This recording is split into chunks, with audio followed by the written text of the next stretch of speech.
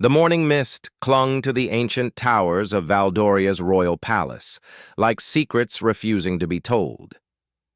Lady Catherine Whitmore stood at the edge of the palace courtyard, her emerald dress rustling in the cool autumn breeze. 20 years had passed since she last walked these halls. 20 years since the scandal that had torn her family apart and sent her into exile. Today, she had returned for the crown anniversary ceremony, an event that happened only once every quarter-century. The invitation had arrived 3 months ago, written in Queen Isabel's own hand. Catherine had stared at the elegant script for hours, wondering what game the Queen was playing. After everything that had happened, after all the pain and betrayal, why would Her Majesty summon her back? Lady Catherine. A young page approached nervously. Her Majesty requests your presence in the blue drawing room before the ceremony begins. Catherine's heart hammered against her ribs, but her face remained perfectly composed. She had learned long ago to hide her emotions behind a mask of aristocratic calm. Thank you. Please inform Her Majesty I will attend her shortly. As the page hurried away, Catherine caught her reflection in the palace fountain. The woman staring back at her looked nothing like the naive 25-year-old who had fled this place in disgrace. Her auburn hair was now touched with silver at the temples, and fine lines mapped the corners of her green eyes. She had grown into her beauty during her years away, but more importantly, she had grown into her strength. The palace corridors felt smaller than she remembered, yet somehow more intimidating. Portraits of long-dead monarchs gazed down at her with stern expressions, as if they knew her secrets. Servants whispered as she passed, their eyes following her every step. News traveled fast in the palace, and by now everyone would know that Catherine Whitmore had returned. The blue drawing room door stood slightly ajar. Catherine paused outside, gathering her courage. Through the gap, she could see Queen Isabel standing by the tall windows, her silver hair perfectly arranged beneath a simple gold circlet. Even at 68, the Queen commanded respect with every breath she took. Catherine knocked softly and entered when bid. The Queen turned slowly, and for a moment neither woman spoke. The years seemed to fall away, and Catherine was once again the young duchess who had considered Isabel not just her queen, but her closest friend. Your Majesty? Catherine performed a perfect curtsy, neither too deep nor too shallow. Catherine. The Queen's voice carried warmth that surprised them both. You look well. Exile has agreed with you. Thank you, Your Majesty. You remain as radiant as ever. Queen Isabel smiled, but it didn't reach her eyes. Please sit. We have much to discuss before the ceremony. Catherine chose a chair across from the Queen's favorite settee, maintaining proper distance while showing respect. The silence stretched between them, heavy with unspoken history. I suppose you're wondering why I asked you to return, the Queen began finally. I am curious, yes, given how our last conversation ended. The Queen's expression tightened. That conversation happened 20 years ago. Perhaps it's time we moved past it. Catherine's laugh held no humor. Move past it? Your Majesty, you accused me of treason. You stripped my family of our lands, our titles, our honor. My father died in shame because of that conversation. Your father died because he chose to support a rebellion against the crown, Queen Isabel said firmly. I gave you a chance to distance yourself from his actions.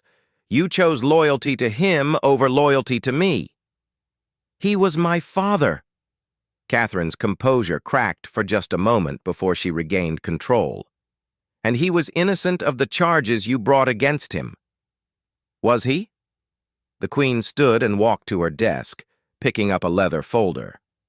I have here documents that suggest otherwise, documents that have come to light only recently.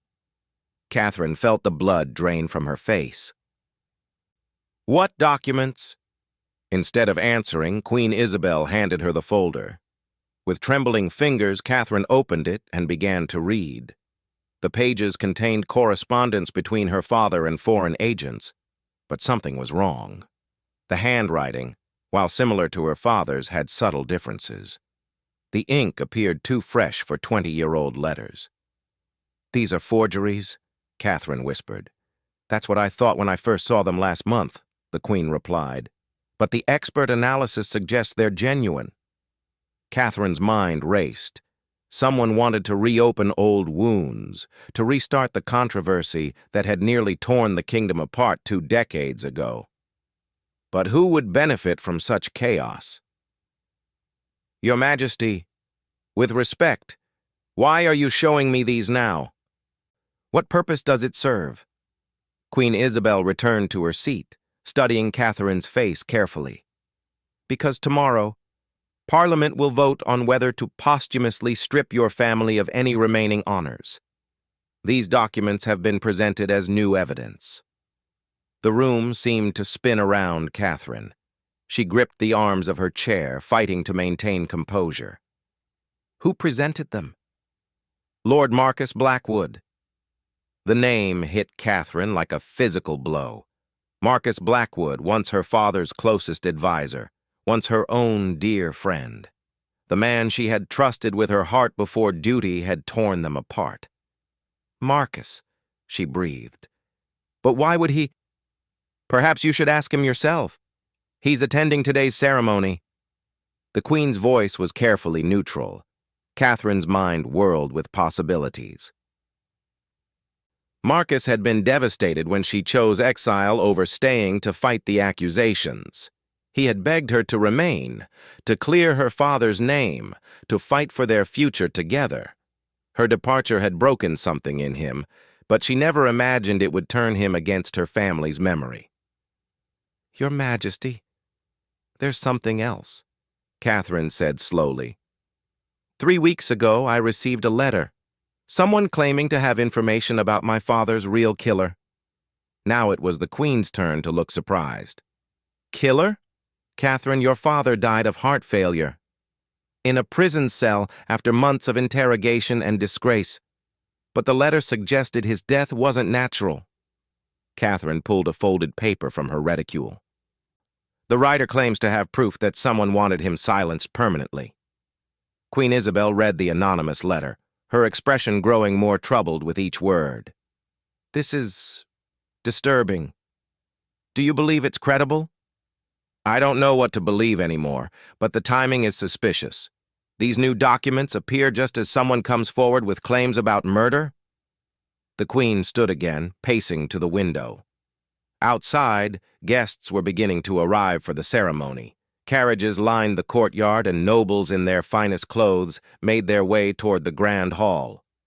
"Catherine, I need to ask you something, and I need your complete honesty." The Queen's voice was serious. "Did your father ever mention a document called the Valdorian Accord?" Catherine's breath caught. The Valdorian Accord was a legendary treaty, supposedly signed by the kingdom's founders but lost for centuries. According to legend, it contained provisions that could dramatically change the line of succession. "He mentioned it once, when I was very young. He said it was a fairy tale, something historians made up to add mystery to our past." What if it wasn't a fairy tale? The Queen turned back to face her. "What if your father found it, and that's why he was killed?" The implications crashed over Catherine like a wave. If her father had discovered the accord, if he had been murdered to keep it secret, then everything she thought she knew about the past 20 years was wrong. "Your Majesty, are you suggesting that someone at court was willing to commit murder to keep this document hidden?" "I'm suggesting that we may be dealing with enemies far more dangerous than we ever imagined. And I'm afraid, Catherine, that your return has put you in terrible danger." As if summoned by her words, a commotion erupted in the courtyard below. Shouts rang out, and through the window they could see guards running toward the grand hall. Queen Isabel's face went pale. "The ceremony. Something's wrong." Catherine was already moving toward the door. "Your Majesty, perhaps you should remain here while I—" "Absolutely not." The Queen's voice brooked no argument. "Whatever is happening, we face it together." They hurried through the corridors, the Queen's guards falling into formation around them. As they approached the grand hall, the sounds of chaos grew louder. Guests were streaming out of the doors, their faces frightened and confused. Lord Admiral Harrison, the Queen's most trusted advisor, met them at the entrance to the hall. His weathered face was grim. "Your Majesty, we have a situation. Lord Marcus Blackwood has barricaded himself in the hall with several guests. He's demanding to speak with Lady Catherine." Catherine felt her heart stop. "What does he want?" "He claims to have the original Valdorian Accord, and he says he knows who really killed her father." The grand hall had been transformed from a place of celebration into a scene of quiet terror. 20 of the kingdom's most prominent nobles sat in chairs arranged in a semicircle, their faces pale with fear and confusion. At the center of it all stood Marcus Blackwood, no longer the handsome young man Catherine remembered, but a figure hardened by 20 years of bitterness and obsession. His dark hair was streaked with gray, and his once kind eyes now burned with a dangerous intensity. In his hands, he held an ancient leather portfolio, its edges worn and cracked with age.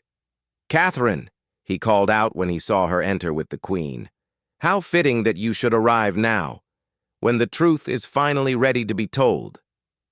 "Marcus, please." Catherine stepped forward, her voice steady despite the fear racing through her veins. "Let these people go. Whatever you have to say, you can say it to me alone." He laughed, but the sound held no warmth. "Alone? The way you left me alone 20 years ago? The way you abandoned everything we had built together?" His grip tightened on the portfolio. "No, Catherine. This truth belongs to the kingdom. They deserve to know what kind of queen they serve." Queen Isabel moved to stand beside Catherine, her regal bearing unwavering even in the face of danger. "Lord Blackwood, I command you to release these innocent people immediately." "Your Majesty," Marcus said with exaggerated courtesy, "respectfully, you are in no position to command anything, not when the people learn what you've done." "What I've done?" The Queen's voice remained steady, but Catherine could see the tension in her shoulders. Marcus opened the portfolio with theatrical precision, removing a document that seemed to glow with importance even from a distance. "The Valdorian Accord, the real one, not the forgery your agents have been searching for all these years." Gasps echoed through the hall from the captive nobles. The Valdorian Accord was more than legend to them. It was the foundation myth of their kingdom, the document that supposedly established the rules by which they were all governed. "That's impossible," Queen Isabel said, but her voice lacked conviction. "Is it? Duke William Whitmore found it 23 years ago, hidden in the walls of the old cathedral during restoration work. Do you know what it says, Your Majesty? Do you know what secret your family has been keeping for 3 centuries? Catherine felt the world shifting beneath her feet. Her father had found the accord 3 years before his arrest, 3 years before everything fell apart. "Marcus, what does it say?" He turned to her, and for a moment his expression softened with remembered love. "It says that the throne of Valdoria was never meant to pass through bloodline alone. According to the original accord, the crown passes to whoever the dying monarch chooses, but that choice must be confirmed by a council of 7 noble houses." The Queen's face had gone ashen. That's not how succession works." "No, it isn't. Because your ancestor, King Leopold III, destroyed the original accord and created a new law establishing primogeniture, the crown passing to the eldest child. He committed treason against the very foundations of this kingdom." One of the captive nobles, Lord Ashworth, spoke up despite his fear. "But even if that's true, it was 300 years ago. Surely the current law..." "The current law is built on a lie," Marcus interrupted, "and according to the original accord, Any monarch who rules under false pretenses can be challenged by the Council of 7 Houses. He looked directly at Queen Isabel. Your Majesty, your entire reign is illegitimate. Catherine's mind reeled as the pieces fell into place. That's why you had my father arrested. He threatened to reveal this. No, Queen Isabel said quietly, her voice barely audible. No, that's not what happened. Marcus laughed bitterly. Tell her, Your Majesty. Tell Catherine what really happened when her father brought you this document. The Queen closed her eyes, as if the weight of memory was too much to bear. When she opened them again, tears glistened on her cheeks. He didn't threaten me with it, Catherine. He offered to destroy it. What? Catherine stared at the Queen in shock. Your father came to me 23 years ago with the Accord. He said it would destroy the stability of the kingdom if it became public. He said too many lives had been built on the current system to tear it down for the sake of ancient law. The Queen's voice grew stronger. He offered to burn it, to let the secret die with him. Then why didn't you let him? Marcus demanded. Because I couldn't ask him to bear that burden alone. I told him I needed time to think, time to decide what was best for Valdoria. Tears now flowed freely down the Queen's face. I never got that time. Catherine felt her heart breaking as understanding dawned. Someone else knew. Someone else found out about the Accord. My own son, the Queen whispered. Prince Alexander overheard our conversation. He was 25 then, impatient for power, convinced he would be a better ruler than I ever could be. The revelation hit the hall like a thunderclap. Prince Alexander, who had died in a riding accident 15 years ago, had been beloved by the people.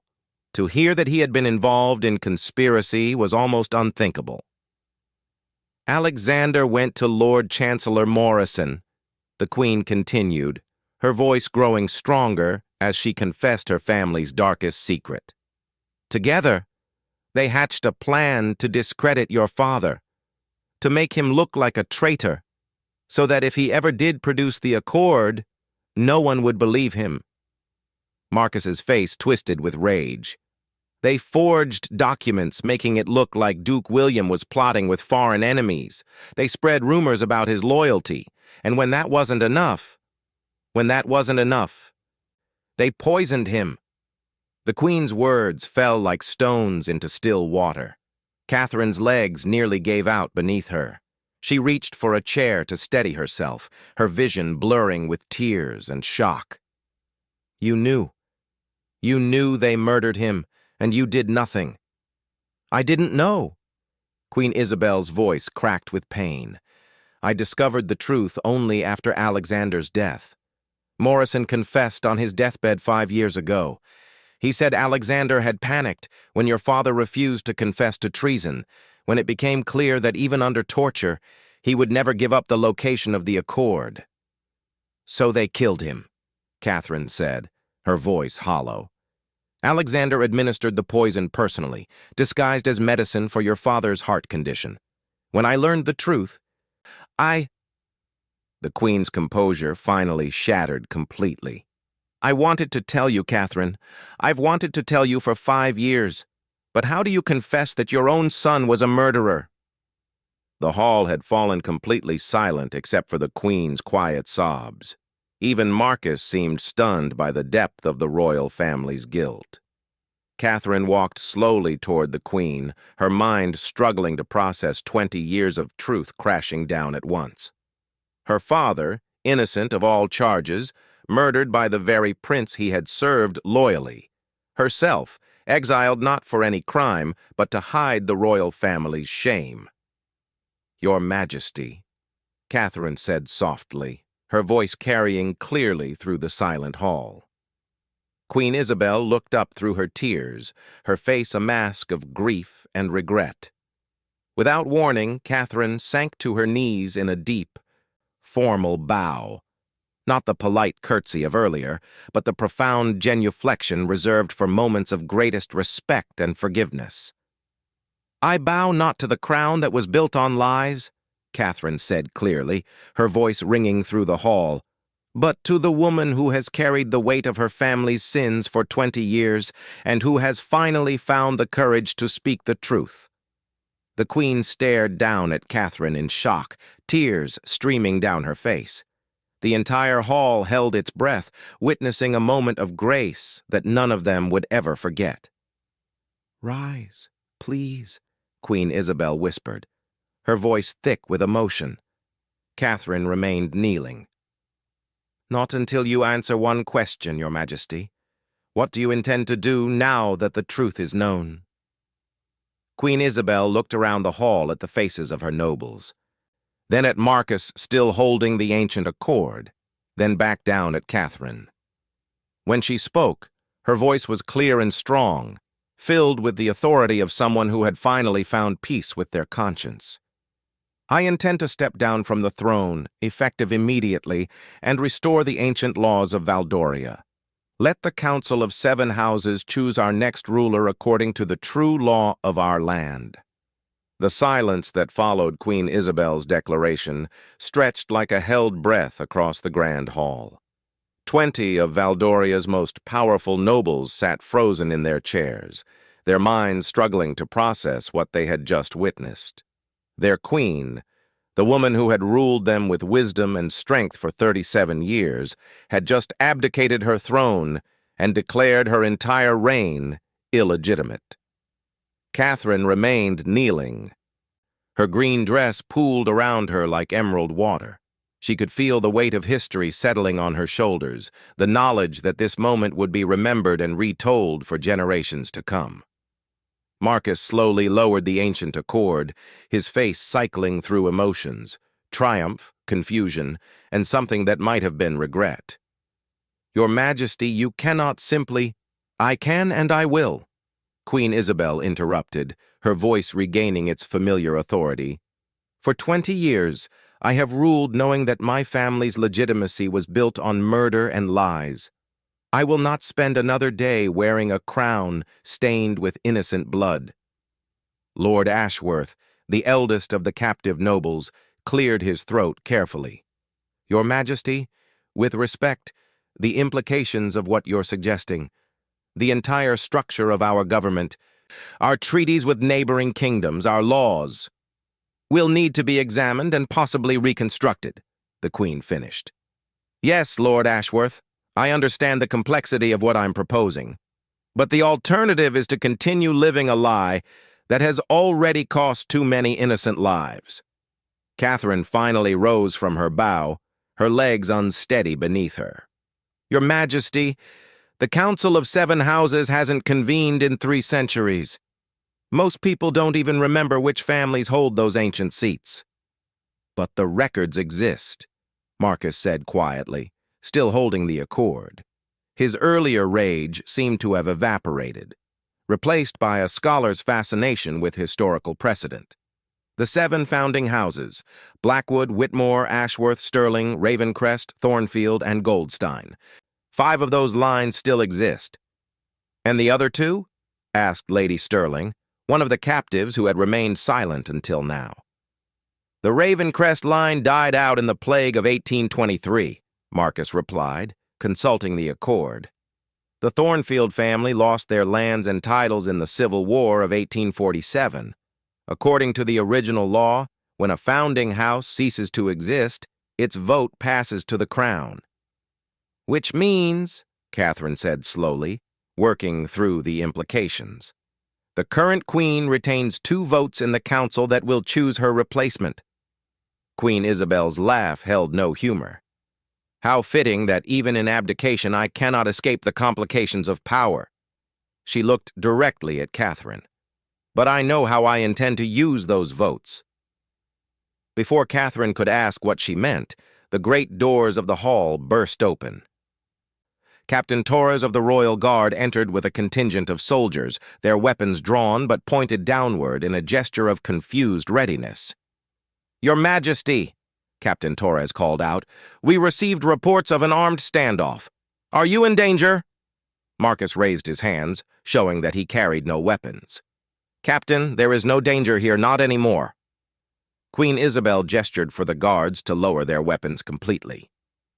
"Captain Torres, please ask Lord Chancellor Pemberton to join us immediately, and summon the representatives of all remaining founding houses. We have a kingdom to restructure."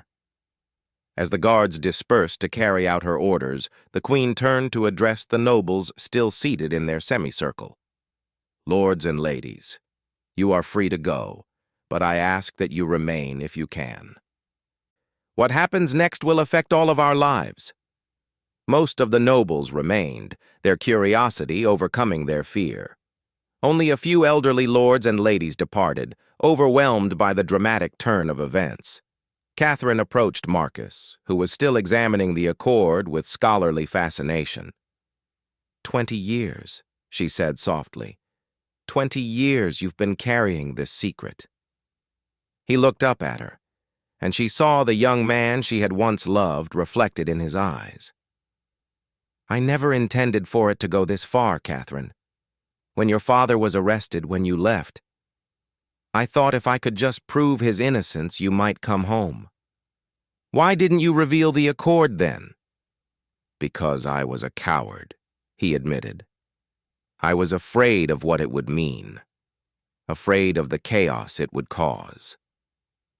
I convinced myself that keeping the secret was protecting the kingdom." He handed her the ancient document. "It wasn't until I saw those forged letters last month that I realized the truth would never stay buried forever." Catherine took the accord carefully, feeling the weight of centuries in her hands. The parchment was remarkably well preserved, the elegant script still clearly legible despite its age. "Marcus, who else knows about this? If you've kept it secret for 20 years... "Your father made copies," he said quietly. 3 of them, hidden in different locations. I've spent 2 decades tracking them down to make sure they stayed safe." "And now?" "Now? It doesn't matter. The truth is out."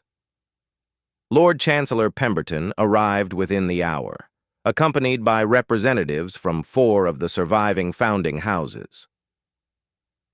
The Whitmore line was represented by Catherine herself, while Marcus spoke for the Blackwoods. Lord Ashworth and Lady Stirling were already present, and young Lord Goldstein had been summoned from his estate just outside the capital. Queen Isabel stood before this makeshift council, still wearing her circlet but somehow diminished by the weight of her confession. "My lords and ladies, I have called you together to witness the restoration of our kingdom's original laws. I hereby formally abdicate the throne of Valdoria and call upon the ancient council to choose my successor according to the true Valdorian accord."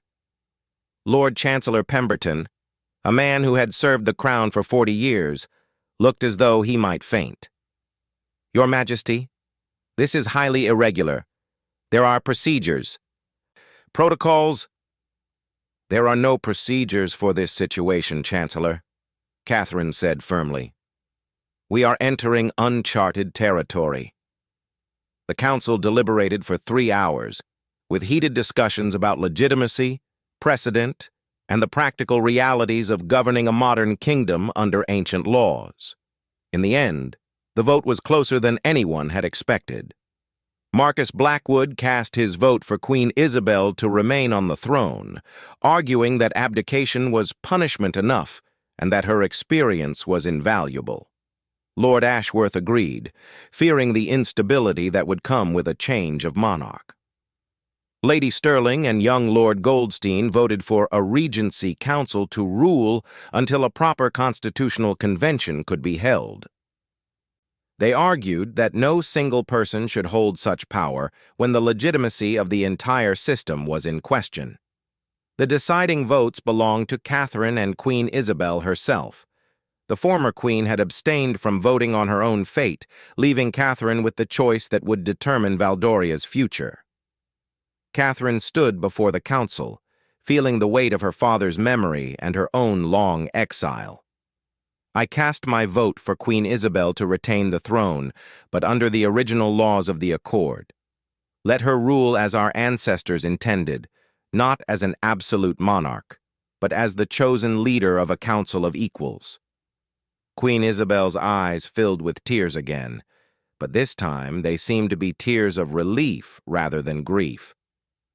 I accept the council's decision, and I swear to uphold the ancient laws of Valdoria with all my strength.